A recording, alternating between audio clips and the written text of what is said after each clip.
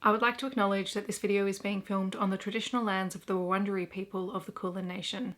I pay my respects to their elders past and present, and extend that respect to any Aboriginal, Torres Strait Islander or First Nations people who may be watching this video today.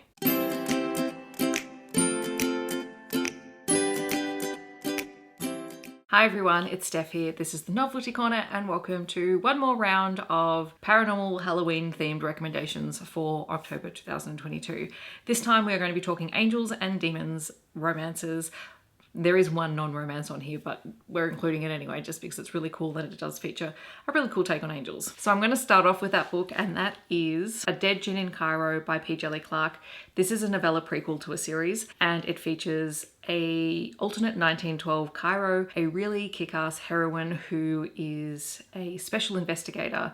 She is just an amazing, amazing character, and she gets drawn into this world of ghouls and assassins and clockwork angels as she's investigating a case, and the whole thing is just so incredibly written. There is amazing world building in something that is only about, I think, 43 pages long. So if you are interested in trying something just a little bit different, something incredibly well written, definitely check out A Dead Djinn in Cairo. Then moving into books that are a little bit more romance heavy, there is the Guildhunters series by Nalini Singh, starting with Angel's Blood. This is a series that has a few books in the series that follow the same couple, and then they just pop up in other couples' books. We initially kick off with Raphael and Elena. This is a world where the world is ruled by archangels. They are the highest form of power in the world, and each region of the world is ruled by an archangel. Beneath the archangels, you have angels, and then you have vampires, and vampires are created by angels in this world. And the creation of vampires is very, very tightly controlled. If a vampire goes rogue, members of the Guildhunters are called in. Guildhunters are vampire hunters. They're trained, and that is their purpose. Elena, our heroine, is a member of the Guildhunters, and when she is summoned by the archangel Raphael to track down a rogue vampire, it becomes very, very clear very early on that Elena and Raphael are fated mates, and he pursues her with some very dogged alpha dominance sort of stuff going on. But they are both really interesting characters. I love the setup of this world. As I said, not every book follows Raphael and Elena, but a few of them do, particularly in the first couple of books. And then we get to follow stories and romances between Raphael's 7 or his closest inner circle members and their partners as well. And we have angels and vampires involved in all of these books. Then there is Little Wings of Fate by Clio Evans. This is book 9 in the Creature Cafe series. This one is an MMM paranormal romance. It is also novella length. In this world, you have relationships being set up by a matchmaker who happens to be masquerading as a barista. We have an angel called Gabriel who is in a committed relationship with his partner Cam, but he knows that Cam needs something more, and so he goes to the barista and asks him to help him track down a human mate for Cam, because Gabriel has some mixed feelings towards humans, but Cam needs this extra connection, and Gabriel doesn't think that he can get it just from Gabriel in the relationship. But of course, this very quickly becomes complicated as everyone's feelings get involved. Seth is a human, he's a tattoo artist, and he quickly becomes involved with both Gabriel and Cam. It was just a really interesting take. I hadn't read anything quite like this. Clio Evans in this series is doing some interesting things with couple dynamics and different types of monsters. The angels in here have fangs. Actually, that's the other thing I should have said in the Guildhunters.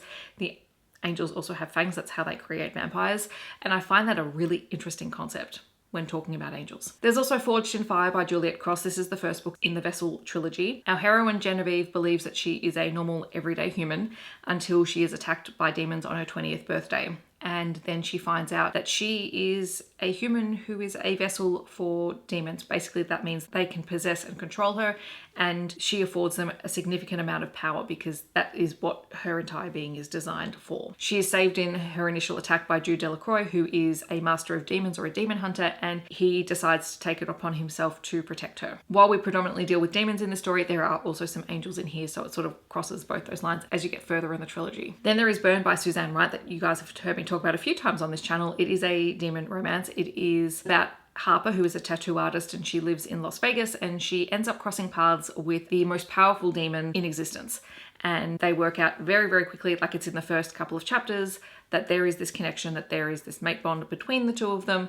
And he is very dogged in pursuit of her. he is willing to burn down the world for her. If you're interested in paranormal romance with that kind of dynamic, definitely check this one out. Then there are the Deal with a Demon series books by Chace Verity. I have talked about some of these ad nauseum. You have Deal with a Demon, The Demon Next Door, and Match with a Demon. My favorites are the first two, particularly Deal with a Demon, which is where a demon becomes a house husband for a single mum who is working multiple jobs. But they are very sweet and very interesting takes on paranormal romances with demons. Well worth checking out. There's also Her Soul to Take by Harley Laroux. This is the first book in the Souls trilogy, although you can read all of the books as standalones, I believe. Our heroine in this story turns up in a small college town that is very deeply atmospheric, and she quickly becomes embroiled in a supernatural world that she's always believed in, but she didn't necessarily expect to stumble across, and she discovers that monsters are very real. She becomes the object of desire for a demon who has been enslaved by humans for a very long time. His name is Leon, and he's determined to have her. As I said, this is very atmospheric, it's very steamy, it's a super creepy town, and the